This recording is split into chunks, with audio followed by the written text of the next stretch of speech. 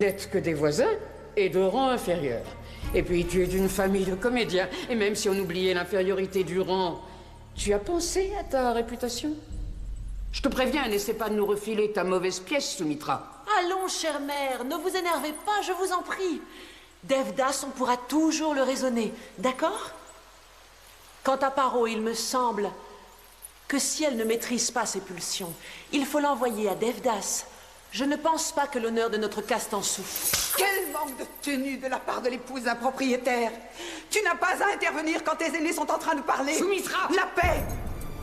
Tes paroles dépassent les limites de ce que mon honneur peut endurer. Tu étais comme ma sœur jusqu'ici. Désormais, tu ne seras plus que Kaushalia.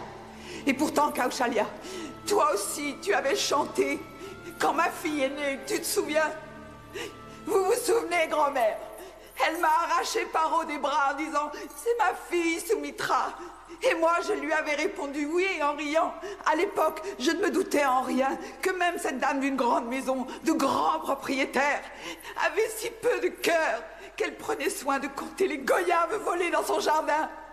Dis-moi voir, t'as tenu une comptabilité? Combien Paro en a-t-elle volé? Combien?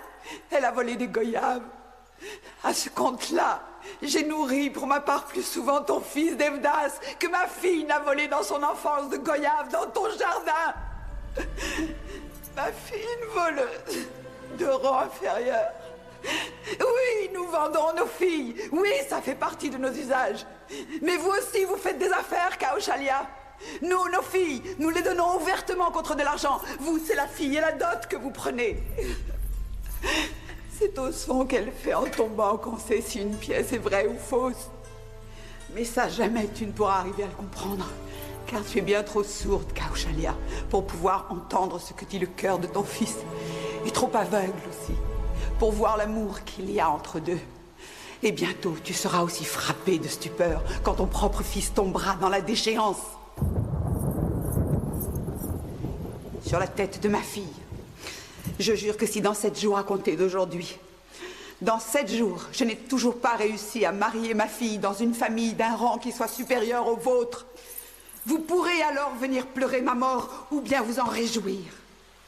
Je venais te souhaiter d'avoir un fils qui soit pareil à l'astre lunaire.